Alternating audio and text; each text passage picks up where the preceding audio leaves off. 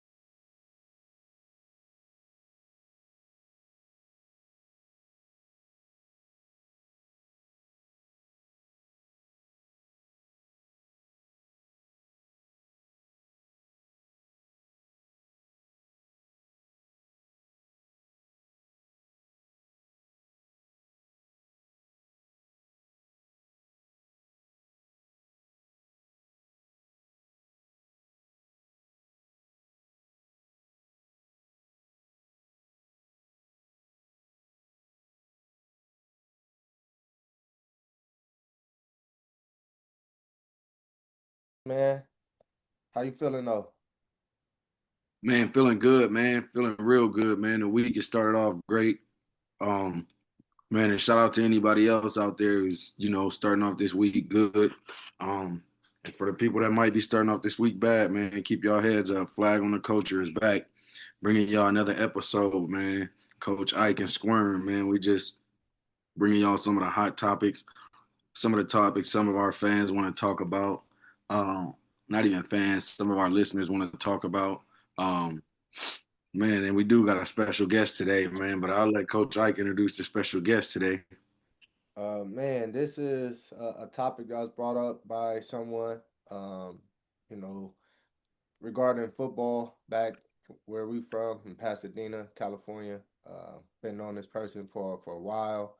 Rivals, but real cool dude, man. Someone who's doing a great thing now, coaching, right?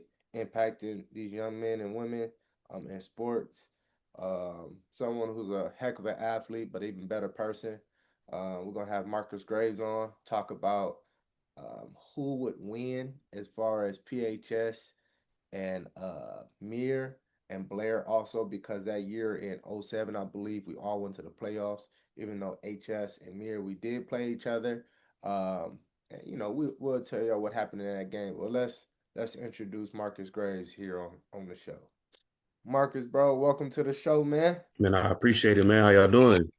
You're doing good, Man, good. What's good, my boy? How you doing, man? It's been a minute. Good to see you, bro. Yeah, man. Likewise, I'm doing great, man. Marcus from the city, bro, from Pasadena, bro. But Marcus, just tell a little bit, bro, about you, your background, man, and then we're gonna hop into this convo, man. Yeah, obviously from Pasadena, with the John Muir, but right now I'm at PCC coaching football, man. That's what I love to do. Um, just my background with you guys, got to coach Aaron out there in Utah for a couple seasons, which was real cool. And then I was actually thinking about this the other day. Got to play with you back in Pop Warner, and one of the big things in our program, we always talk about like upping each other's game. And I just vividly remember, I don't know if it was the Bruins or somebody, but I remember every time you got an interception back then, you ran it back. And it was like I was always the opposite corner. So I'm like, man, I got to get on this dude level. So, that's just, my background with you guys, man, just being in the football world. And, I'm still at it to this day. That's what's up, man. So this was brought up, and we're gonna let everybody talk about their side and whatnot. We're not able to get our other guests on to represent for Blair, but the conversation basically like who would win overall if Mir, HS, and Blair all played each other that year in '07 that we that I year think because we all went to the playoffs that year. I'm not sure that's the first time in Pasadena history, but we all went to the playoffs that same year. I believe you guys went to the first round, correct? yeah, we lost in the first round. We It went to was the second 91, lost round. in the first round. Blair, I believe, lost in the first or second round as well. So, to give some context, I have not shared. We already played each other because we played each other in Turkey Tussle, what that score was. But give your take on this conversation. Um, Try to say this in a nice way. I think Blair has some good players that year. I don't think they would have stood a chance against either team. Had a lot of respect for you guys' team, though. I do think that's probably, in my opinion, the best PHS team that I've personally seen. Obviously, there's some teams that before my time and things like that, but that I personally seen definitely the best PHS team. That my junior year, your senior year, that game was for league title. All the marbles, just a super hyped up game. You guys had some guys on your team, and so did we. So it was a battle for sure. For people who do not know, '07. I was told this. This has still been the highest attended Turkey Tussle in recent years. So it has not been a higher Turkey Tussle attendance since our game. Also, we lost 13-9. And bro, I want to get your thoughts. I want to get your thoughts on this game. We talked about it. Me and you talked about it, but I want to get your thoughts on this game, man. Just man, I'm just super proud of the score, man, because defense, I'm a defensive guy. So if you look at least that game, it kind of mirrors every turkey tussle that I played in. I don't think you guys scored more than 9 points 3 times that I played against Mm. PHS. So um, just being able to, you guys had a very explosive offense, player of the year, 2-time player of the year on offense, to be able to hold you guys to 9 points. That kind of says a lot about where our defense was at, that season. And again, super talented guys on both sides of the ball. You talk about yourself, you talk about Trump, you talk about T quarterback, you talk about running backs. What's his name? Rashard. I mean, you just talk about guys all over the field, to Corey, just guys at different positions that can make plays. And, that's just the seniors on you guys' team. So, same thing on our team. We had some guys on our team. You play with a couple guys at Mount Sac, Marcus Thompson, Amir. You talk about Willie Youngblood. All these explosive guys on our team. And again, just super proud of the defense, to be able to say we held that type of offense to 9 points. That credit to the defense and the coaching staff. Yeah, nah, y'all. I will say y'all game plan was stupendous as far as y'all never really ran cover two all year, and then y'all. I think what was a game changer is when y'all had Dunlap. He was mirroring T. So if he scrambled and Dunlap can run, so it was like everything was to make sure that it was like no deep passes. At the same time, if T scramble, Dunlap just run with him and get him to the ground. Um, I think like you said, for us that game, our focus was mainly if we had Bingo throw the ball and stop Willie, like we know for a fact, right? And Bingo, heck of an athlete, man. Bingo doesn't get enough credit talked about in this game. He actually ended the game really on that scramble. It was like a third and short or something like that, and he ran for like 40 yards. I still don't, to this day, I don't understand how that happened, and essentially ended the game. Um, but I tell people because people don't realize this. We definitely lost the game. Other than I'm going to bring up that punt that should have been a touchdown. But 2 weeks prior, we played Burbank, and you guys played. I remember it was a fire, and we played Burroughs. And Burroughs, everybody else played their game on Saturday. We played on Monday. So that Monday we played Burroughs. We went on overtime, beat them. Then we played Glendale that Friday. It was Glendale, so we eventually beat them, but we should have blew them out more. That Thursday, the following week Thursday, we played y'all. Now there was no excuses, but my legs personally, my legs was done. My legs were done, and how we practice and everything too. And when I talked to this about Coach Mills, I'm like, man, Mills, we had no business doing the things we was doing, especially that week. So I felt like physically or mentally we was ready, but physically everybody body just was like beat up, not ready to play. And I'm like, man, um, I didn't come off the field until one play on special teams, only one play. So I played that whole game. Um, and I was extremely tired. But like I said, y'all did a great game plan. Um, but I still don't know to this day how we have a punt blocked in the end zone. Recover the ball, and they say it's a touchback. I never heard of So that. you got selective memory because you got to understand that they did have an inadvertent whistle. You got to remember that play where Bingo, I think we ran Veer, something along those lines, and inadvertent whistle on he probably gets 40, 50 yards on that play. So I think that was right before the punt that you referencing. So, just keep that in perspective. But just going back to what you said about you guys' legs and things like that, I think a huge advantage for us was just the depth that we had. It's so many guys. I didn't even mention a guy like Austin Daniels. Like, Mhm. we know what type of player he was. Obviously, you mentioned Chris Dunlap, just guys all over the field where we could put guys at multiple positions, especially in our secondary. We just had so many guys who could play, and then up front, or in our front seven, you got guys like John Patton, Davion Samuels. You got guys like Rand Vance, Deion Shorter. Guys that's just out there making plays and being able to rotate and keeping us fresh. And Yeah. same thing on the offensive side of the football. We had a guy, Tyreek Mills, who's a Division I player, all conference Division I player, who didn't even really see a lot of the field that year because we had so many guys. So Yeah. he kind of had his breakout year the next year, but that just goes to show the depth that we had on our team. Now I kind of want to talk about that because this is a Pasadena thing, right? Yeah, And for sure. then I know you got to go, but um, prior to people going to private schools, right? Because it was only those when we was in school, it was only those who either knew someone or they were just that good, right? Where the school was paying for them to go to private school. But I think there was a wave when we was in school. It was more so if you went to PHS or Mir, you wasn't gonna play.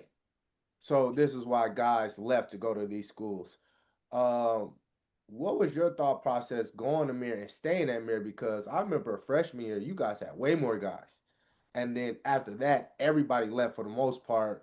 But of course, you still had kids at Mir. How was that knowing that you are a talented player, but you have so many other athletes on the field with you that you can showcase your ability, but it's not really to your full potential?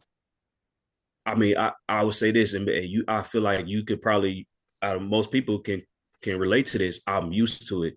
Just think about our Panther teams that merged with so much talent. So I was just so used to it. It wasn't even a thought to me at all.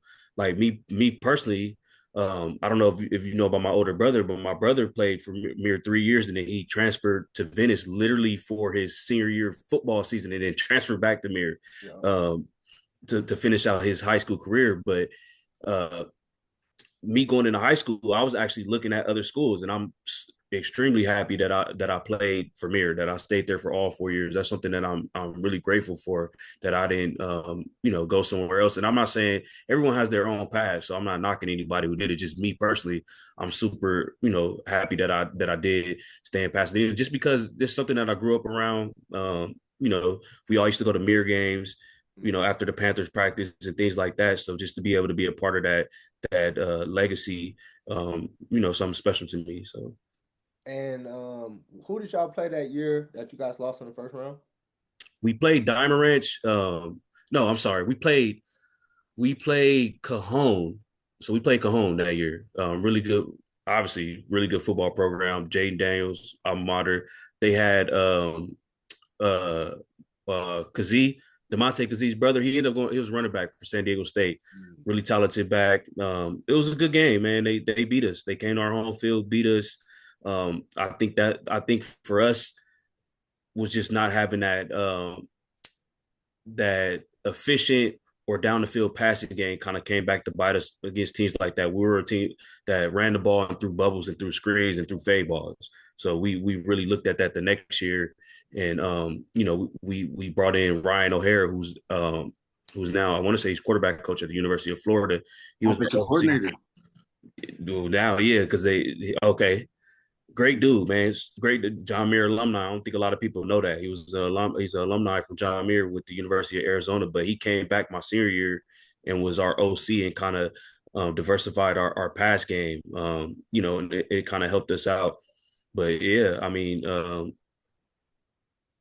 just we ran into a really good team, man. It was some good teams out there. We just had trouble getting out of that first round, that year. And this is the time, and we talked about it with Alfredo. This is a time where we were in D1, D2, so we not playing no bums at this time either when we Yeah. get to the playoffs. So, Aaron, bro, you got any questions? I know your perspective a little different. You was a little younger, so I got to play against Grace. I got to play against Grace. I think I gave him one of his first interceptions of that year, or maybe one of his second. Or no, I think it was Mitchell Gardner, one of his first interceptions of the Hey, year. my boy Josh Jones. Josh Jones. I should have had my third career tussle pick. Um, my boy Josh Jones didn't get it. I would have got it, but we did shut y'all out. Just gotta throw that out there. Y'all did not score. I was quarterback too. But no, man, I want everybody to know, man, this grade helped me out a lot. Blessed me with my scholarship to Dixie State. So he did a lot for me that goes unsaid, you know what I'm saying? So he already know where we stand at as far as our relationship goes. But yeah, I'm in agreement with him as far as Blair goes. As far as talent things goes like that in Pasadena. You at Pasadena City College. What how much talent have you seen there? You guys got good talent down there? Man, we got some. It's a great place to be, man. You see, I got my PCC gear on right now. Yeah. Arnez was able to come out and check us out for a practice. Hopefully, you can get back out there, man, and check us out. But it's a real good spot. Um, I just want to, make sure that the kids in the area know that you don't have to go to Mount Sac, you don't have to go to Riverside or Citrus or any of these schools if you want to continue, playing college football locally at the JC level. You could come to Pasadena City College and have a great experience football wise and academically, and still be able to reach your goals. Last season, 2020, the 2024 season, we went undefeated. Had a bunch of dudes from Pasadena that kind of led the way for our team. I want to say we had, I don't want to get the number wrong, but I want to say we had, this is probably on the low end, 4 or 5 guys from Pasadena who signed Division I scholarships from that team and were like leaders and pillars of that team. And we had a lot of young guys on our team this year. We actually moved up to the national division, and we fared really well. We just came up short from making the playoffs, but we played every team tough. The two teams that played in the championship, Golden West, who won, Saddleback, who they beat in the championship here in SoCal. Both those teams beat us by a touchdown. We had the ball, on the last drive of the game to go down and tie the football game. So it just goes to show where the program's at and the trajectory that the program's on. And it's really a credit to, the players and then just the coaches, man. We got some studs on our coaching staff, man. Can't say enough about those guys. They are phenomenal coaches, and I'm just super blessed to be a part of the program. Yeah, nah. if kids want to find you or parents want to find you or if anybody want to find you, got Twitter or anything like that or X or anything Yeah, like that. yeah, I'm on X, man. I'm on Twitter. Got to get my Instagram game up, just to get guys more access to me. That's definitely something that I need to be better at as far as just on social media. I'm kind of reserved guy. I like to keep to myself, but definitely, man. And I'm normally out at these games. You'll see me on the sidelines at all these high school games, at these all-star games, man, checking guys out and making sure that I'm making the connections. Just got to get with I hit you up if you got any guys out there in Utah that's looking for a place to, if they want to kind of get away from the area and come out, it's a great spot for them. And check in with Ike, and I know he trains a lot of these kids. So you guys both do a great job of just being in that realm as far as getting guys prepared for the next level, because you guys kind of know. what it's like, that experience. So I think that's great what you guys are doing. And just for Arnez, just I know you chose Mount Sac because, or I feel like you chose Mount Sac because you felt like they had a really good culture, really good coaches, and obviously it worked out for you because you got your Division I scholarship. But I feel like now you can do that at PCC. You know. No, for sure, man. Like you said, it came down to the practice. You actually invited me and Reg, and like I said, I was impressed, man. I was impressed. You guys are definitely on the right road. The trajectory looks very promising for you guys. At the same time, what's something I was happy about because I've been to PCC a couple of times, had coaches down there. It was guys that was from the area. Every time I went down there, it was mainly guys from Florida or from out of state, and that never made sense to me. That's the reason why I didn't go to PCC. They had everybody from out of state, and there was no local guys. You guys have all local guys, which glad to see that, and they actually want to be there, and they're actually playing and making some commitments, and they're getting guys out. I think that's the most important thing. So I definitely, even though I'm a sad dog at the end of the day, I'm passing in everything. I'm definitely vouching for you guys. You guys have a great coaching staff, coached it very well, and the players are definitely buying in, and you can see that by them getting out. So, like I said, Yeah, man, man. Make sure you send us some of them kids, man, that you're training, man. We need some of those guys, to keep, progressing. so I want to get your take on this because you are in the realm, and then we'll let you go unless Aaron, you have another question. This is your second or third year at PCC now.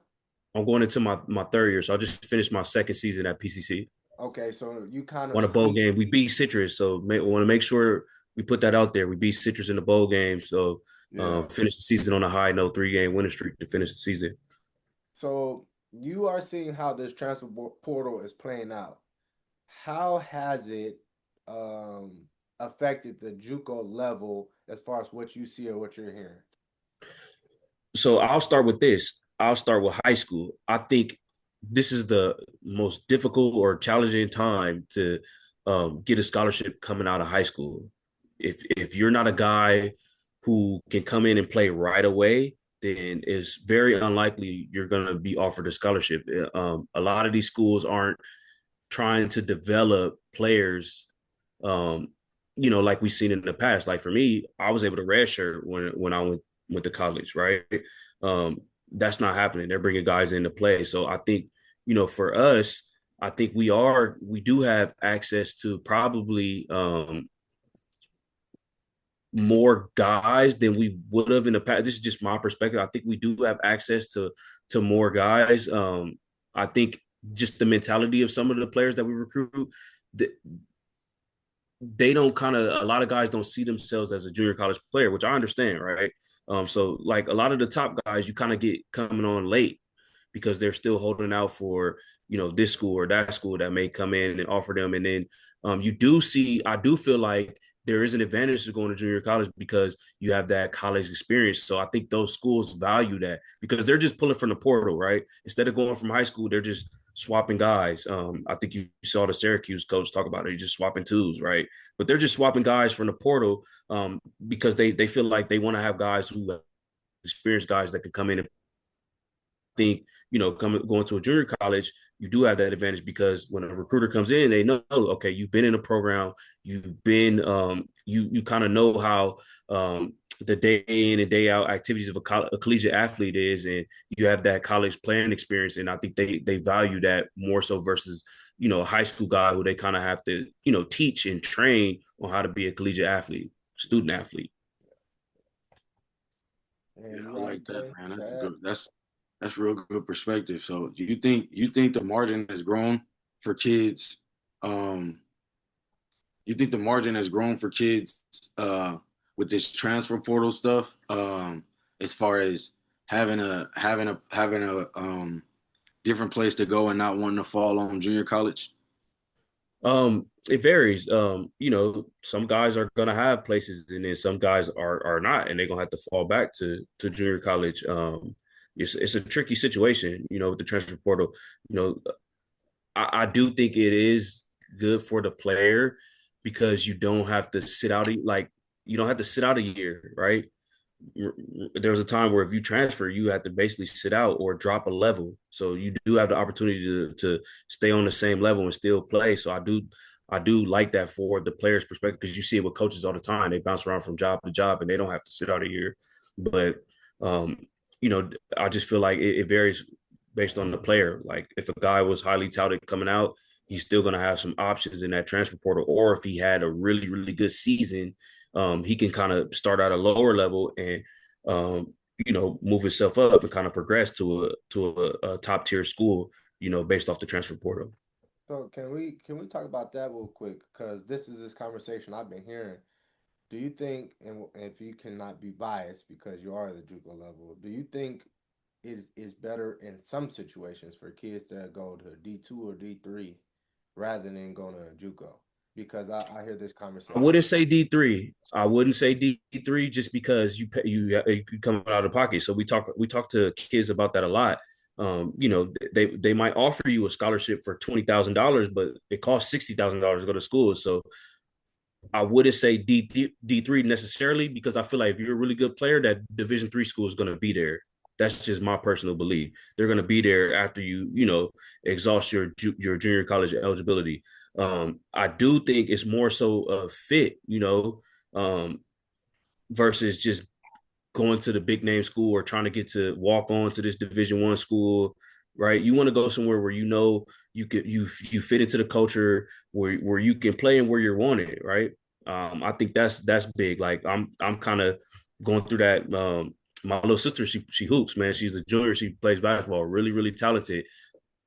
And I'm just telling her, like, don't worry about, getting a big name offer, right? Just go where you could play, go where the coaches want you, where you're going to be able to develop.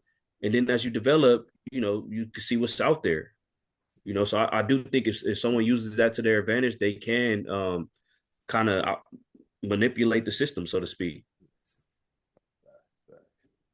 Yeah, I Man, like that. Marcus. Yeah. Like you seen it. I'll give an example. We had guys on our Dixie State team who Isaiah Wooden, right?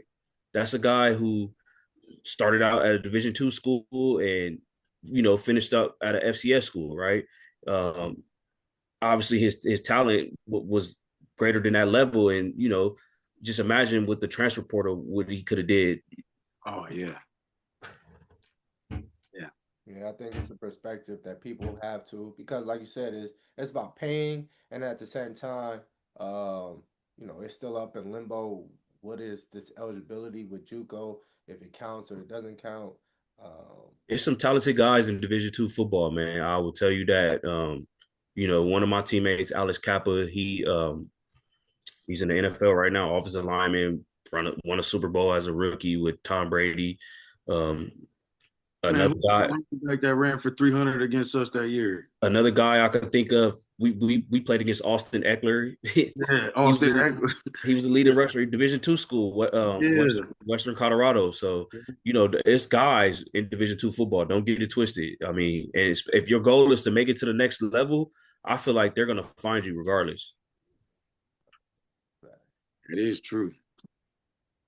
well, Marcus, man, appreciate you for your time, man, for your insight, bro.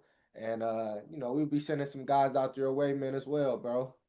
Yeah, hell yeah, man. Man, let me know, when y'all doing workouts and training, so I can come check guys out.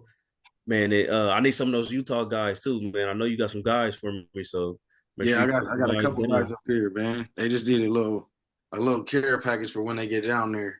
Yeah, man, I appreciate y'all, man. Y'all doing a great job, and it's super cool, man. I appreciate y'all having me on. Yeah, thanks for coming on, Grace. Appreciate you, big dog. Have a good night, man. All right, God bless, man. All right. God bless. Nah, man. So that's some great insight right there, bro. Yeah, man. I hope y'all listening, man, especially our viewers that's, in the junior college level, D1, D2, D3, or even considering going JC or not considering going JC and think that JC is something bad or maybe JC is something looked down upon or frowned upon. Man, me and Coach Ike both went JC. Um, and it's crazy I was gonna say it, but I went to Pasadena and I went to Mount Sac. Um, so like Coach Ike was saying, it really wasn't that family oriented Pasadena vibe that that I was getting that allowed me to leave. But then again, I also put myself in kind of a hole with my grades and stuff. So that's neither here or there. But I'm just saying I went to a junior college and it was one of the best experiences that I've gotten. We won the championship 2014. And everybody on our team was blessed to get looked at. And if your grades wasn't good, they still was trying to look. So it was it was a good experience, man. It was a great experience for me. And like Grace said, man, it's perspective and it's to each his own. But Yeah. man, I wanna go ahead, go ahead. Nah, I was gonna say to each his own, bro. But yeah, yeah. Let's get into this college Get football. into these hot topics, man. Get into these flag on the culture hot topics, man. Brought to you by Coach Ike and Squirm, man. We're gonna go on and heat it up for y'all. Go ahead and hit them with something, Coach Ike. College football championship week happened, right? The weekend. Mm-hmm. I want to get your takes, and then I want to get your take on how the playoffs, how you think it worked out. So, what was your takes on the football games if you checked them out, and Ohio State losing in the conference game, Alabama losing as well. Tell me your take, bro. I don't want to believe it's scripted, but um, what is the reason for you to be making a championship run and you play like that in this late in the season? Um, so that's the only reason why I could call it a toss up. You know what I'm saying? Like, because us as athletes, we know what the next step is. We know what's next for us. You know what I'm saying? And It's not to 7 o'clock. not to discredit any coach, not to discredit anybody's effort or anything like that, but at this point, there's no such thing as an underdog. Like the winning team wins, like because they've been winning, and I think that's just my opinion on how I feel about it. Didn't it become a 12-man playoff now? 12 teams. 12-team playoff. So I like that. I like that. I like the 12-team playoff. I haven't oh man, what were the teams again? As far as who's in, so Indiana. you Oh, have Indiana is the first bid. Texas Tech also has the first bid. Georgia and Ohio State. And then you have James Madison made it in. Oklahoma, Alabama, Tulsa, Ole Miss, Miami, and Texas A&M. where's USC at? USC didn't make it in. What? Yeah. Okay, we're not going off rankings. They don't go off rankings for what they do, but they go off for strength of schedule and who won. So they Oh, everything just flipped. I was looking at everything just flipped. I was looking at last week. Oh, I gotta get updated then. Okay, so dang. so This I think we had a segment about this, bro, where at the beginning we said, well, it's gonna be I don't know versus you know who. I think we had a segment like that where we came on and said it's gonna be a bunch of teams that we never thought would be in this situation that are now in this situation, and that goes to James Madison University. So, man, I like for me, what you think about it, bro? So I want to talk about the week of the championship games. I watched the highlights and everything like that. I think those games came down to execution and turnovers. Like for the teams that lost, they just turn over the ball so many times and so many errors. And then if they did lose as well, it was they poor execution. I think Ohio State had an opportunity to win that game. Poor execution, kicking, and executing when they needed to. And shout out to Indiana, undefeated, second year coach Cernetti. Then Can you believe Alabama. that? You said what? Could you believe that? I can, man. I think he simplified his coaching. He got the formula. He don't have the best athletes, but I kind of want to talk about that too as well. All those kids that go to Indiana, Ohio State is a much superior team athletically, stars and whatnot. You still got receivers. Uh, who are running past those DBs, getting open, catching the ball. I just want to throw that out there. We need to stop all these stars, right? And Oh, then remember, stars don't mean nothing once you get in college, man. Stars don't mean nothing once y'all get in college, man. I'll try to tell all the kids that here in Southern Utah, because a lot of these kids we got a 5-star, had a 3-star, and they look at these guys like, man, like in a sense, like we're worshiping these guys. But I tell these dudes, man, like we don't have enough talent up here in Southern Utah for somebody who like me to consider them a 5-star or a 3-star. I said a 5-star is a 3-star in California. A 3-star is no star in California, if you ask me, or on across the map. You know what I'm saying? So for me, I just had to keep explaining that to kids. Like, man, once you get to college, them stars don't mean nothing, man. You got to do with that might be, man. You got to do that might have his eligibility back. That's fighting for a spot and got 2 kids at home. You know what I'm saying? And regardless of the situation, he might be young, still having 2 kids, but man, it's just all them stars don't mean nothing, man. And that's what I want you guys to understand. So the way Indiana stepped up against Ohio State, that is a prime example of the I don't knows versus the who are theys. Mhm. Yep. So and then Alabama losing to Georgia, just getting out. I think Georgia coaching, they did a much better job, and Georgia did a better job executing.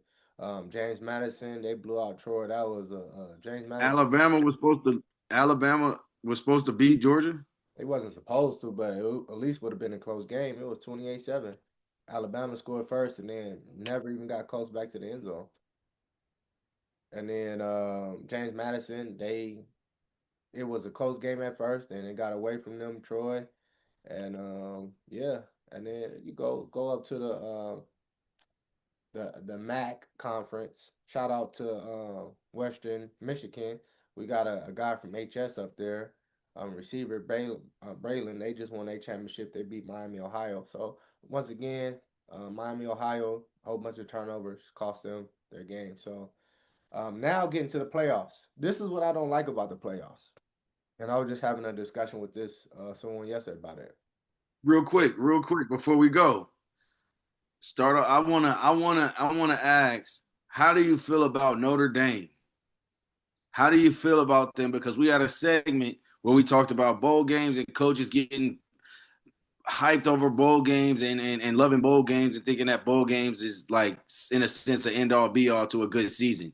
Um, but I think we kind of in a sense manifested this and said, uh, would you rather be in a playoffs or a bowl game? I believe we had a segment like that. I'm not 100% sure, but I think we talked something along those lines here. If you're not going to the playoffs, why even take the bowl game or something like that? So we kind of facing that situation now with Notre Dame. What you think about that? I mean, I think they have the right to turn it down. What I don't understand is why you're gonna get fined, and unless it's in your contract, because all the teams who have stepped out, Iowa State, Kansas State, Notre Dame, I think there's another team that said they're not going to go to a bowl game. Why are you going to get fined? And for people who don't know, a bowl game actually is more beneficial for a team because the school gets money, right? That's why people want to go to bowl games. So if you're not playing in the playoffs or a championship game, going to these bowl games like the next best thing for the school financially. So for you to turn down going to accepting a bowl game invite, I don't understand why you deserve to get fined, especially 500,000. It doesn't make sense to me. And like I said, I want to see what's in that contract that even allows you to fine them that amount. But I think it's their right. I think each school to each their own. I don't really have an opinion about it, honestly. Um, and then get into the playoffs. So honestly, to be frank, I think Notre Dame should be out of the playoffs. And so if you do not play in a conference championship game, you should be out. Yeah, You should be automatically. out. Unless Notre Dame was one of those top four, then you deserve to be in. But if you're not in that championship game, you should be out for that weekend. At the same time, if you lose that championship game, you should be out. So Ohio State, they should be out, and Alabama should be out. there's no reason if because football has always been if you win, you keep going forward. If you lose, you're done. They're kind of making it like Especially basketball. around this time. Yeah, they kind of making it like basketball. Like, oh no, you can continue to lose and still be in. You don't get rewarded for losing. That don't it don't work. So Alabama and Ohio State don't care what you did. It depends on when you lose. If you lost late when it count, you should be gone. So at the same time, those teams that did win, so Duke, them getting into the ACC game, they should be in because they Yes. won it. And Yes. the thing is, I understand they want the best possible. The thing is, the best possible doesn't always play their best game. It doesn't always happen, and See, yeah. you are cutting out college football as far as the underdogs. You don't know who's going to possibly win. So, and I was just having this conversation. Tulane just beat SC in a bowl game. What was that? 2 or 3 years ago. Yep. Everybody's surprised by that. So Tulane gonna make some noise. James Madison has a great team. I don't know if people watch. They really have a good team. They have a DN. Everybody gonna see, and they gonna want him once the portal gets there. They have a DN. He is a freshman baller, right? So it's gonna be interesting. But me personally, Notre Dame, I'm fine with them not being in. Um, Texas Tech, Texas Tech, one of the best teams in college football. Like I said, I'm surprised by that. And then Alabama, Ohio State should be gone. They should be out, and George Duke should be in. And then honestly, I don't think Ole Miss should be in. And then we got another thing. Miami shouldn't be in. If you once again, if you don't play in that ACC championship game, you shouldn't be in there. So whoever else, right? However else you guys figure that out, Miami shouldn't be in there. Me personally, I don't think Ole Miss should be in there either. So it's a lot, but hey, they continue working this out. But you gotta be in a conference game to win, and if you lose in your conference game, you should be out. You should be out. It's nothing has nothing to do with the best. It's who wins. Let a team in the MAC play in there. Let them play. Let Boise State in there again.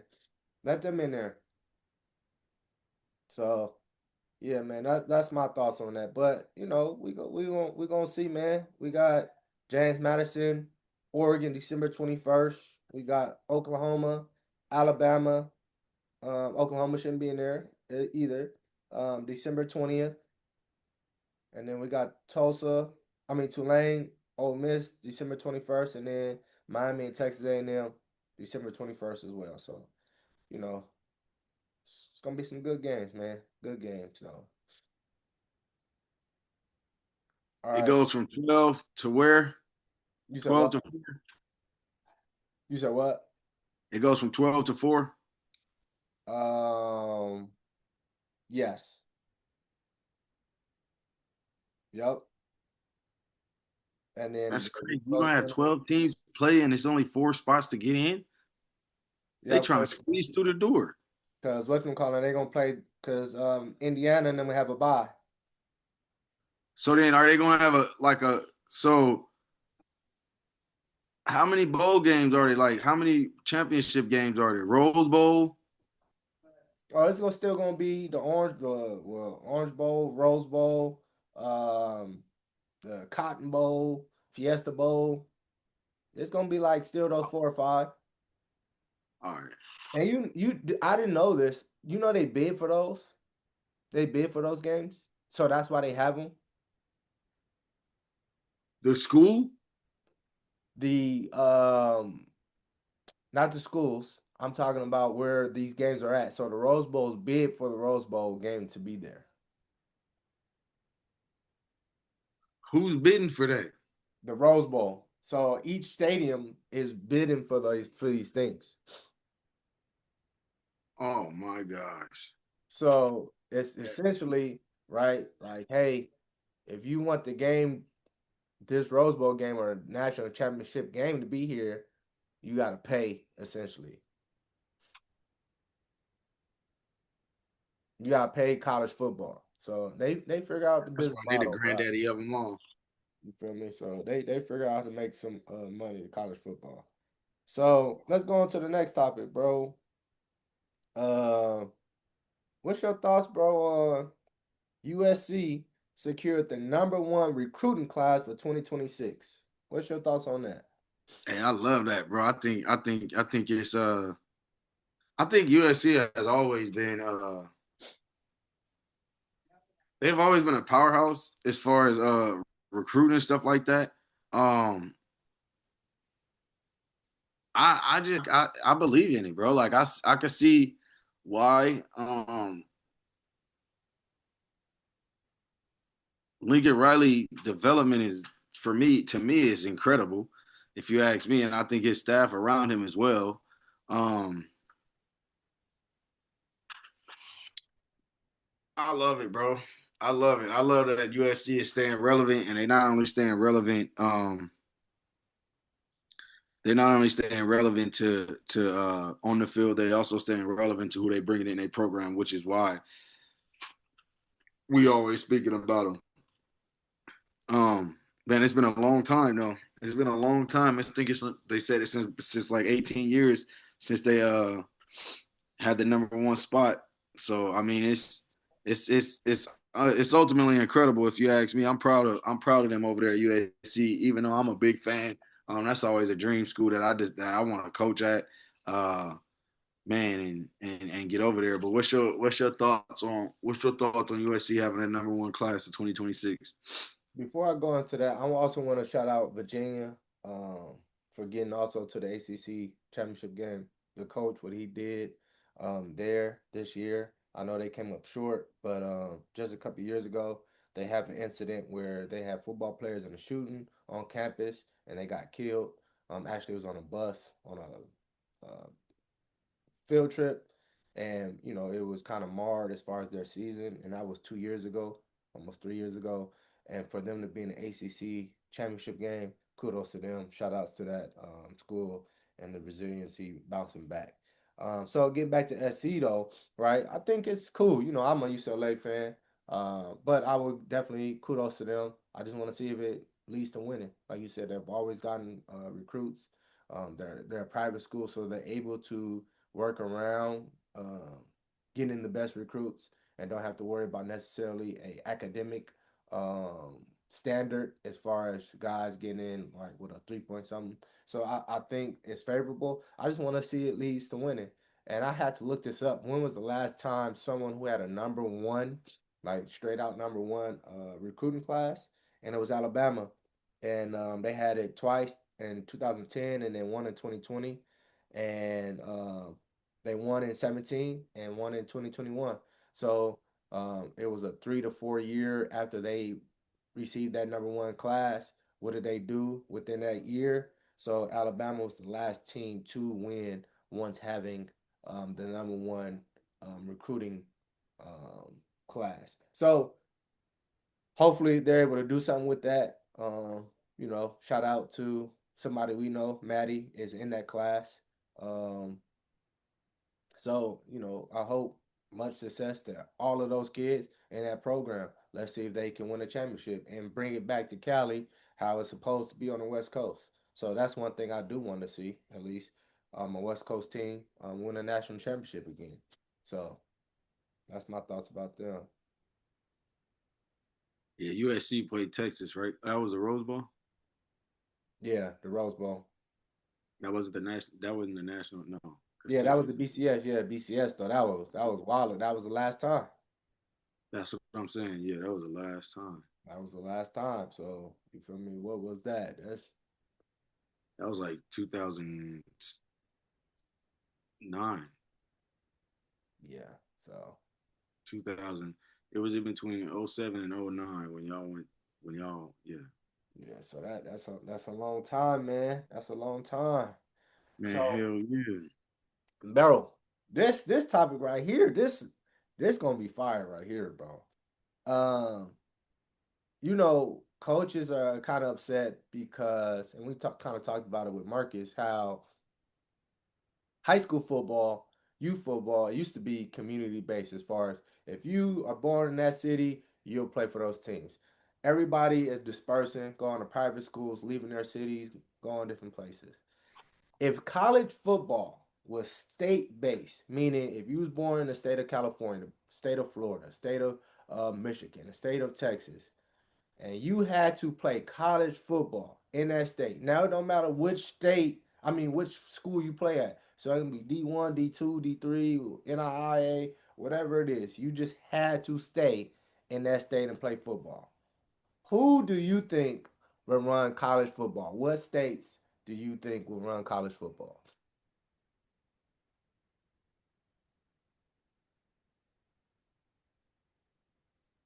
I say California, Texas. Um, I think it'd be a few small states because of the in-house resources that they have. Um, but yeah, broadly speaking, California and Texas. Um, I say that because I've always heard about Texas having a good school system. I wouldn't say Florida because I haven't heard about them having a good school system. You know what I'm saying? So, um, yeah, but yeah, I think it would vary. I think it would definitely vary. I think California will have the upper hand with that one. When California, Texas, when you say good school system, what you mean? like a good like good educational backing behind. I think it. I think because the school system would be totally different if it was controlled by the state. Yeah. But we saying this is exactly the same. Like nothing, nobody, nothing's changing. We just saying the athletes have to go there. So now we're saying Lamar Jackson has to go to school in Florida. He doesn't go to Louisville. Teddy Bridgewater doesn't go to Louisville. Oh, for college too. We only talking about college. Did I think I answered that like on a high meaning high school. I think Yeah, oh this is no, yeah, I think California and Texas and um what I would say about the education part is I mean everything would be the same, so that wouldn't even matter. But like I said, I think California and Texas just because the numbers we got, with it being bigger, you got more resources. Um, Man, that's just what I think. so I think California, I think Ohio would be second. I don't know if Florida and Texas, I don't know how that would shake out, but they're in the top four. But I think California and Ohio. Because if we look at our Heisman winners, Bryce Young, he went to Alabama. He got to come back home. C.J. Stroud, C.J. Stroud. Even though I know he didn't win a Heisman, but he went to Ohio State. Come, Jaden Daniels, he got to come back home. You feel me? You just took away. You just took away the whole SEC and everything like that as far as they championships and all that. They got to come back to the crib, and that's just in recent years. You feel me? Um, so those teams is losing. They're losing their edge as far as quarterback play, and then Alabama doesn't win a couple of championships because Tua he's not from Alabama. He got to go to Hawaii. Got to go back to the crib. You take away some championships from some teams if everybody stays home.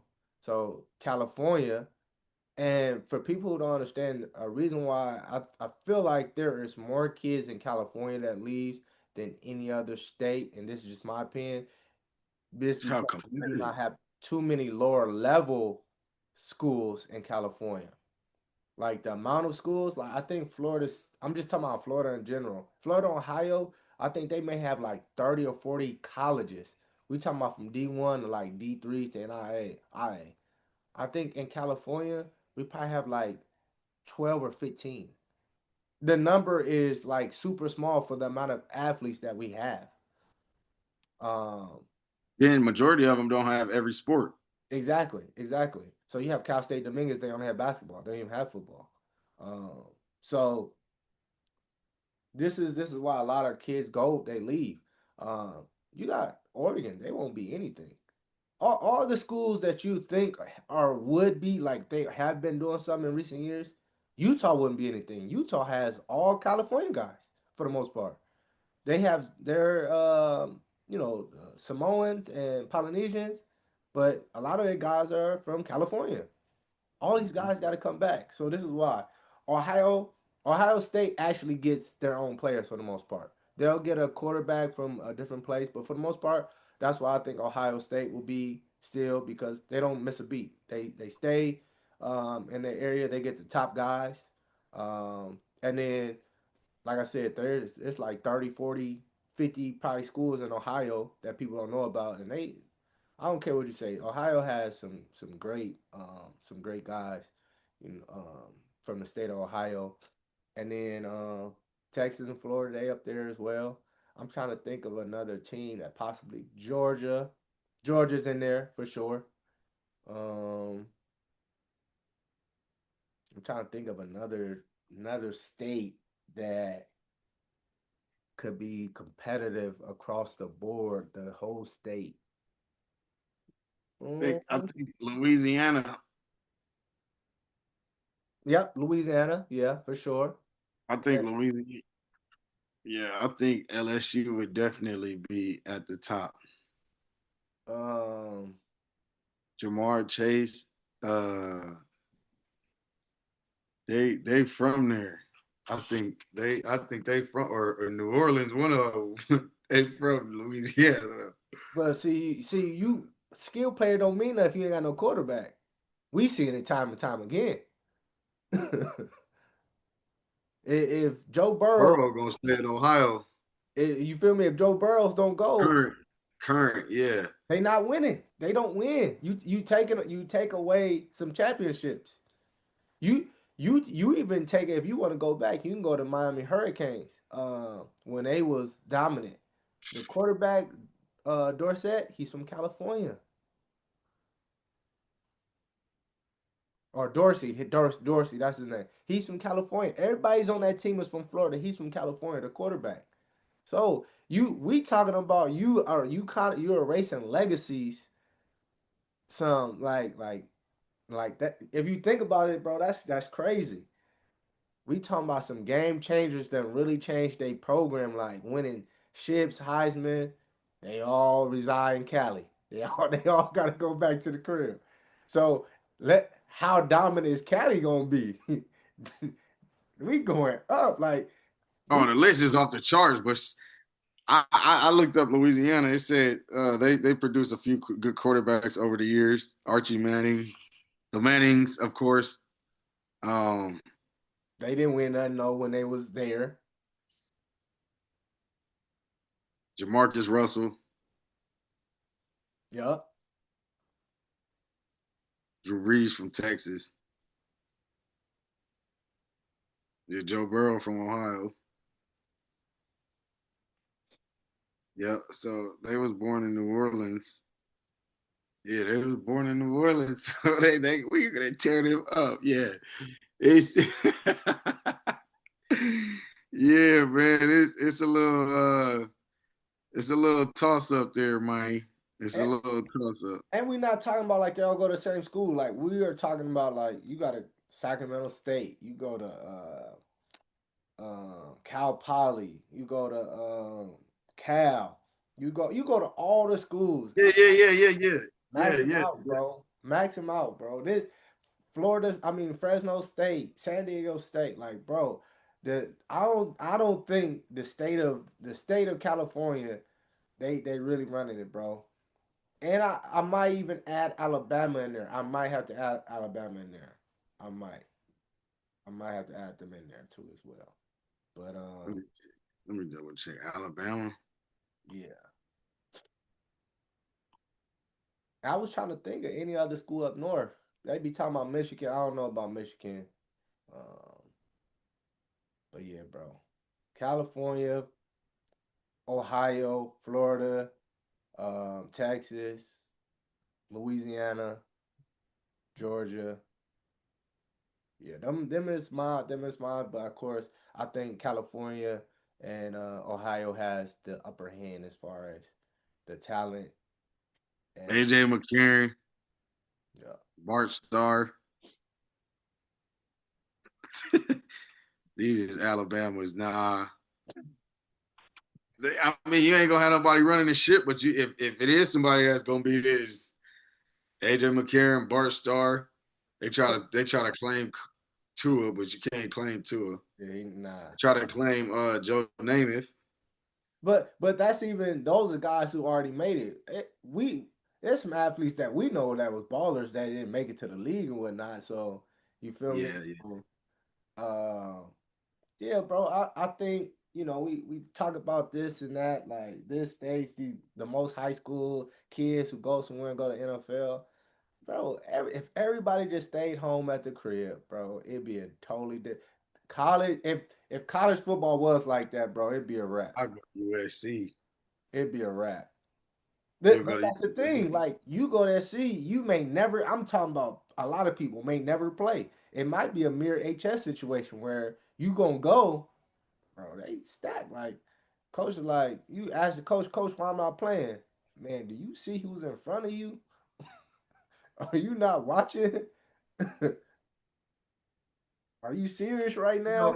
I want to take a realistic opinion on that. I think with me graduating in 2011, I would have been playing my sophomore, junior year, and starting senior year. Now we gotta Combined. look. We gotta look who. We gotta look across the country. It's not just about who was at SC. We gotta look I'm across talking the country. about I'm talking about Indina to get to SC. That's what I'm saying. That's what I'm saying. But we gotta look across the country. Even DBs who was from Cali that went somewhere else, and they if they would have stayed, cause not just SC. Yeah, we heard the Mount Marshall and graduate. I think all right, that was that day after me. You feel me? So you gotta look They at that. had some heat. I would have been an OG. I would, man. I don't know. The work would have been different. I would have had to show up to work different. Is Marquise Lee from Cali?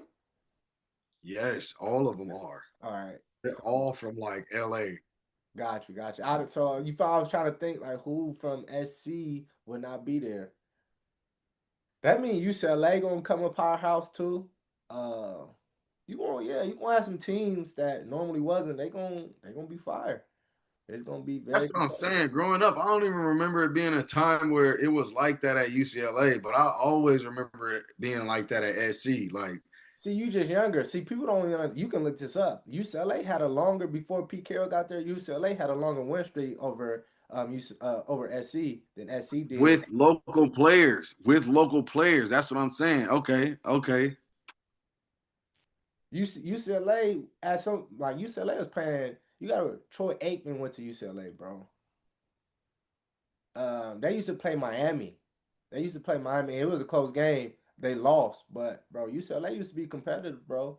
They used to be it. And I don't understand because I always said this. The Pac-12 I think was like the hardest. Well, it was the Pac-10 back then, like the hardest conference because every school is like Stanford, bro. You had to have grades. There was no other. The only schools that you did not require you to have grades was SC and Oregon. Everywhere else, you had academically, you had to have grades. If you didn't, bro, you wasn't gonna go. You was not gonna play in that conference. You was not gonna play in that conference. So this is what people don't understand. I mean, you probably don't understand this. This is why SC was able to get players. Man, we know somebody personally who he don't even know how to tie his left shoe. He went to SC.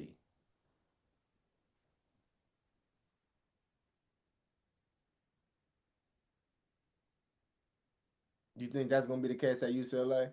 They say, man, I don't care. Hell no, they were scared to apply to UCLA. They were scared to go to UCLA website. We don't care if you're a 5 star. If you don't have a 3.75, you can't get in. Man, that was the first. I'm like, oh yeah, I don't know what they doing over there. But every time somebody graduate from UCLA, I always give more props to that SC because that's how it was growing up. Like I'm like, shit, you got that UCLA degree, man. You And I'm like, oh shit, you at SC, you good. You probably gonna go in the movies or something. Bro. And then like Cal's the same way. We already know Stanford. I don't know about Washington State. Washington is academically you gotta have your stuff together. I don't know about Oregon State. Like I said Oregon. Now, I know those type of schools from looking at it and having so many conversations with you, those type of schools have to be bounce off schools because they're not gonna get both. They're gonna get one. And I think over the years they've noticed that like we'll take the guy with the grades this year or this season, but then they start seeing the production that they was getting. Mm-hmm. Like, he still got a 4.0, but he he is tanking it on the field. So I think those schools were like feelers to where they had to change up curriculum and stuff like that. And they realized it early to where, but don't get it wrong, like they still the top in academics and like some of them schools be the top in academics, like without us even seeing. Like, of course, because we talking about sports and we're flag on the culture is invested in this not necessarily just for sports, but our pretty much our segments have been about a lot of sports. We just it's not about. I guarantee you got a Washington State that's been the number one school in nursing something somewhere down the line. You know what I'm saying? So just like I think those schools low key had to be feeders, and once they felt that they had to be feeders, they had to change up the curriculum. Because I know growing up, dude, everybody loved UCLA, but when if you went to UCLA, I just knew you had a brain on your shoulders, bro. I knew you had a brain on your shoulder. I just knew like, cause it was so hard to get in there, and then we would see like, I think the way they dressed it up also was a way, to kind of throw people off and stuff like that at UCLA. But nonetheless, you get what I'm saying? Like nonetheless, I don't know. I think, like I said, the feeder schools kind of had to kind of seen that they couldn't compete with the guys and they couldn't join the guys, so they had to change up the curriculum for the guys. This is why I respect Stanford because Stanford they not changing for nobody. They're not changing nothing up. I had a client who went up there. He actually did go to Stanford.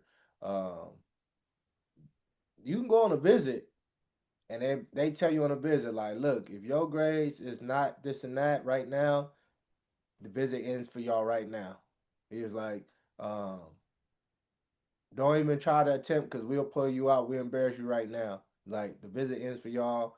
Everybody else gonna move forward, but y'all grades ain't right now. The visit's over. It's time to go home. I'm like, dang, they telling you this on your visit, official visit. They telling y'all like, hey, we don't play academically. If you ain't got this right now, your visit in. We everybody else, we gonna go over here. And if you want to continue on, we gonna pull y'all out like, hey man, you can't do this. So and for them, Don't even waste my time, man. for I them to should have. still win, for them to still win in college football, and bro, that's amazing. Harbaugh, David Shaw at Stanford, bro. Virginia, Vanderbilt, the coach, what he doing at Vanderbilt, bro, that's amazing. Because Vanderbilt is like that in the SEC. There is no other school in the SEC that requires a 3.5 anything to get in. Vanderbilt, you gotta have them grades. It's like it's like Stanford of the South, like Stanford of the South. Damn. So Wow, I never knew that. exactly. So man, that show, bro. I think that's a great conversation, bro. I got one question, flag or no flag. I got one question, and if you got one too, bro, is there a flag or no flag to shower or bathe with your young children?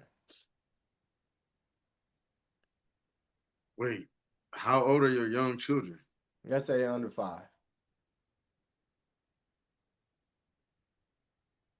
You're asking somebody with no kids, so I don't think that's appropriate.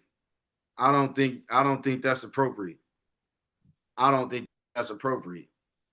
I don't, especially not at the age that they are. I don't think you should. Um, when it gets to a point of them being curious. I don't think you should. I don't think you should. Like 1, 2 years old, I think it's cool. But I think as that memory starts to settle in and stuff like that, as your kid starts to grow up and learn different curiosities of the body and your body and their body as well, you got to remember you fully developed, so you look totally different to a kid than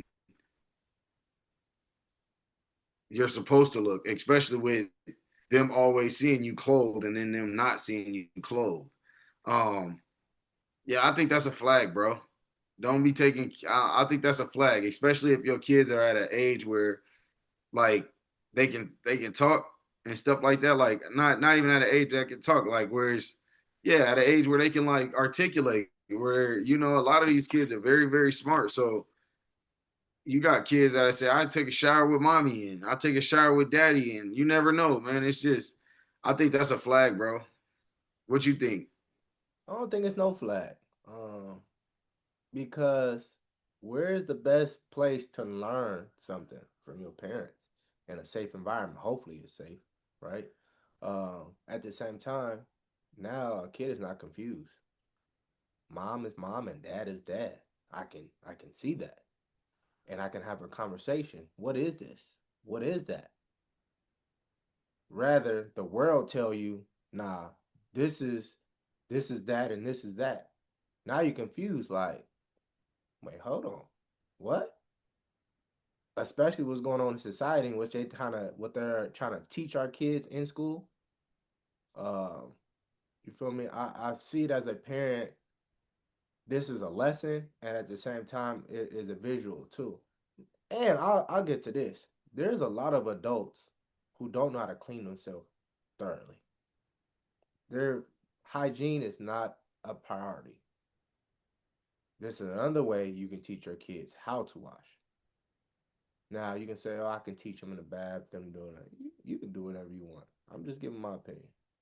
If kids do, they do what they see, not what they're told.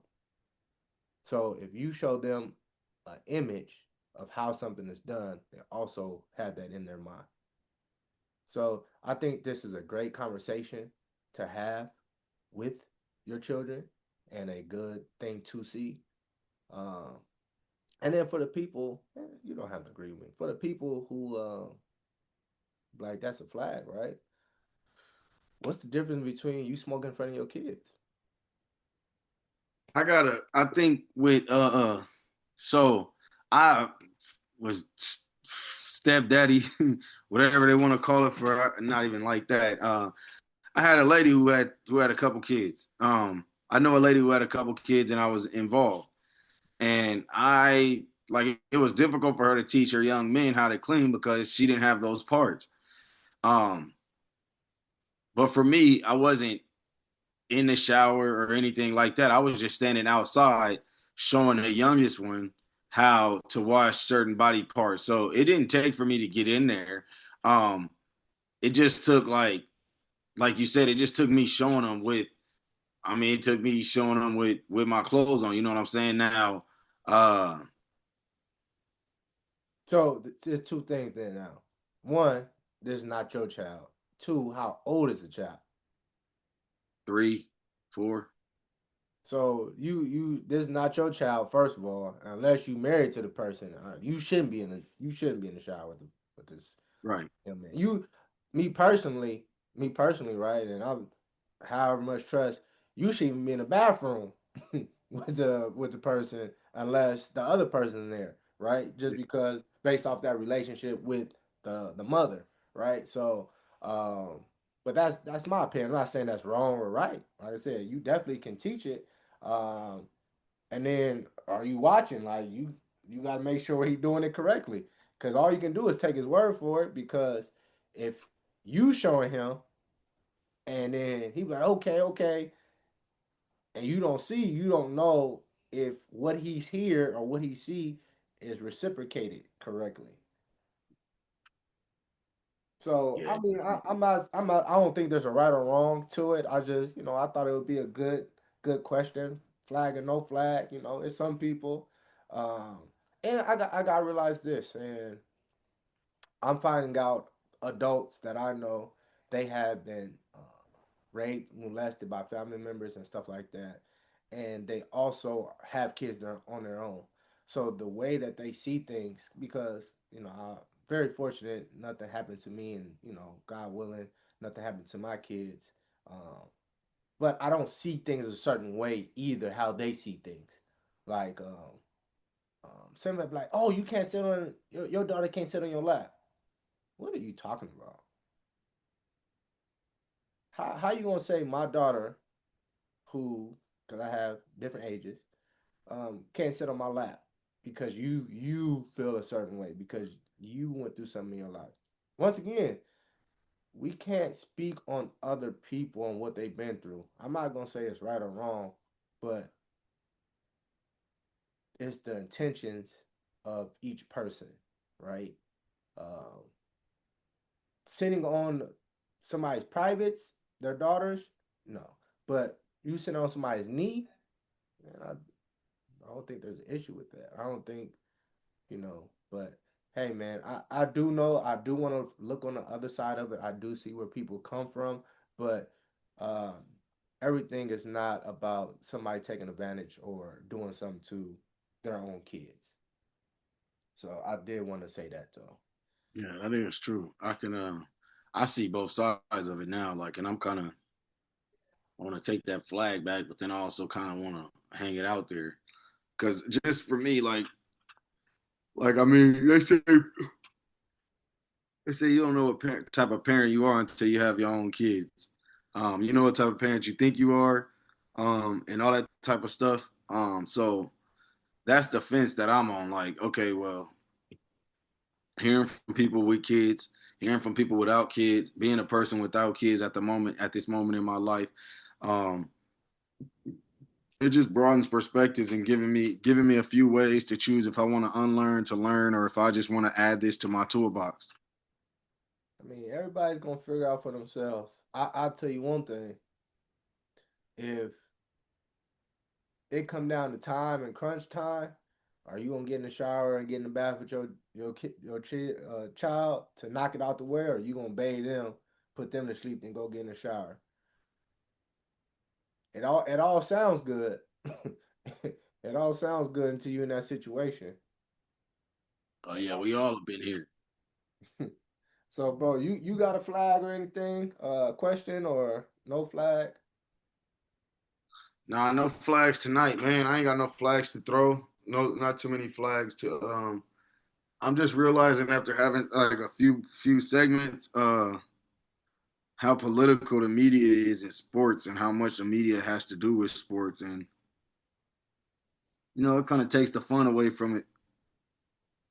Kind of takes the passion out of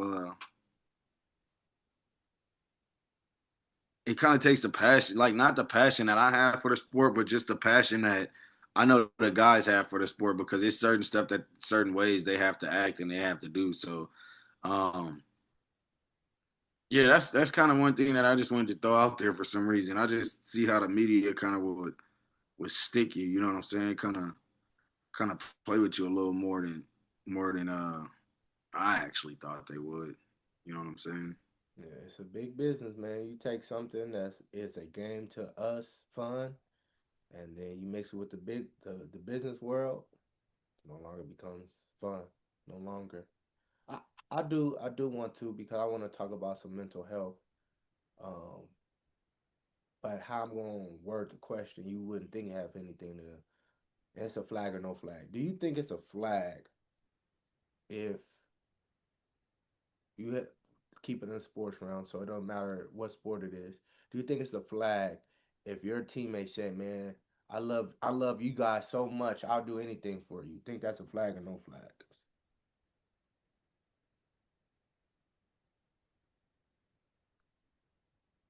Hey, I think that's a flag, man. I don't like people that uh put false hope out there. You don't know what anything is for a person. So you just saying that because of how you temporarily feeling, how you feeling in this situation. Um, and you don't know anybody's anything. So you don't know how far, you don't know how much help somebody need. You don't know what anything is for another person. So for you to say you'll do anything for somebody, what moment are you in? Um, and what made you even say that? Like I've never told nobody I'll do anything for you. I'll do everything for you or nothing like that. Like I always make sure I hold up to a standard to where if I could do it, I'm gonna say I could do it. So I kind of hate putting false hope out there. I know I'm working on that as a man, doing that myself, but that's a flag, bro. What you think? Think it's a flag, and this is why it ties into mental health. So I've heard plenty of times that man, winning championships or doing something, going to war in football, you have brotherhoods for life, and man, I love y'all boys, man. I do anything for you. I've heard it many times, even after we graduate and football is over with and whatnot. But the reason why it's a mental health issue is because I understand, and this is people in general too, who don't even play sports. They have been taught how to love everybody else but not themselves. Because of those same teammates, they have also done things in their life where either they homeless, they done killed themselves, or they in jail. So they love everybody else to the point that they'll do anything but not for themselves. They won't necessarily get the help that they need. They won't do the things that they need to do in order to feel love without anyone else being around, without any drugs or anything like that. And there's a scripture that says, "Love thy neighbor," but a lot of people don't understand the rest of it says, "Love thy neighbor as you love yourself." You got to love yourself first before you can love your neighbor. And most people pour into other people so much, so much. But at the end of the day, they are completely empty. And when nobody else around, they feel completely drained. They feel completely depleted. And we got to have more people who are whole. And there's nothing wrong with pouring into people, but you have to be whole where when you pour into people, you still got something to tank for yourself. We got to stop going out the way for our families and friends so much without pouring into ourselves first. So this is why I think it's a flag. Um, like I said, I lost some teammates um, to just not taking care of themselves, man. And it's unfortunate. And I want to make sure that these guys going forward, rather sports, anybody that hear this, man, love yourself. There's nothing wrong with loving your teammates. You should not be loving no one better than yourself. And honestly, quite frankly, there's a lot of people who don't even know how to love themselves. So do the work, love yourself, man. It's not selfish.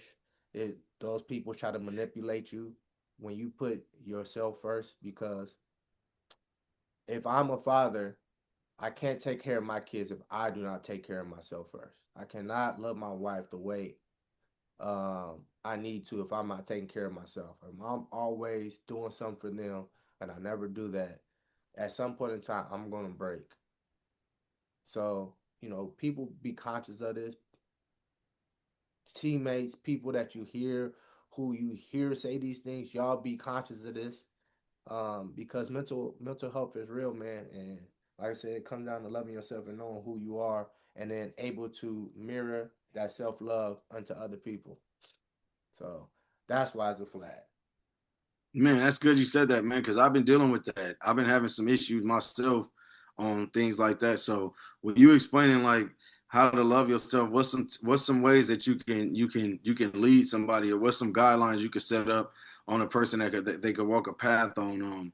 If for us, we believe in God, and things like that. So my first thing is to go to God. You know what I'm saying? But I feel like man, with a lot of stuff being stripped away and a lot of stuff being taken um, from a lot of us, you know what I'm saying? How does a person in the midst of everything, in the midst of all problems caused, problems put behind you in the past, new problems to occur. How do you allow somebody to? How do you have somebody? What's the right steps? What's some steps that somebody takes to have an understanding of how to self love, self indulge? So the first thing is knowing who you are, and your identity is in Christ. So definitely get in that word, going to God. Then after that is getting around some fellowship, getting around some people who you see them living a lifestyle, a godly one at that, right? Nobody's perfect, but seeing someone who is attaining that and get around them, um, get some new information. Regardless of how old you are only regurgitating the same information over and over because you don't have any new information. So you have to learn a new mindset, some new concepts of how to get different results in your life. Just imagine if you're 30 something years old and you keep hitting your head against this wall. That's going to happen until somebody gives you some additional information or you learn a different way how to do something. It's not just going to happen like, oh man, I'm going to break through. You might break through, but now you beat up. You don't wasted 30 years or let's say 10 years on this one incident. You feel too tired to move on and life is still promising for you. So get some new information, get a new mindset. In order for that to be around, you got to be listening, reading some books. You got to be around people who are pouring into you in a great way. You got to also listen to podcasts.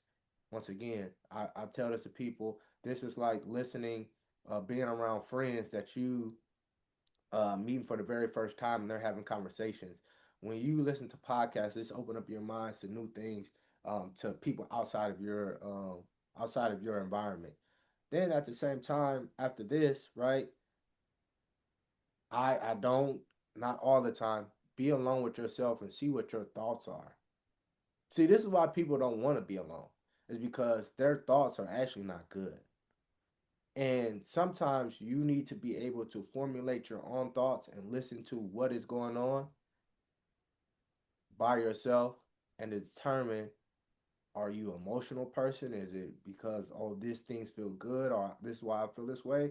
But how are you, right? Just by yourself and being alone with who you are. Then also go out by yourself. I know a lot of people who do not feel comfortable going out, rather that's to eat, rather that is to the movies, rather that's playing bowling, anything like that. They don't want to be alone, right? So understand who you are in that aspect. Then at the same time, be around people because there are some people who love to be by themselves, and the worst thing is to be isolated. That is the worst thing to do is to be isolated because now your own thoughts can get you in trouble.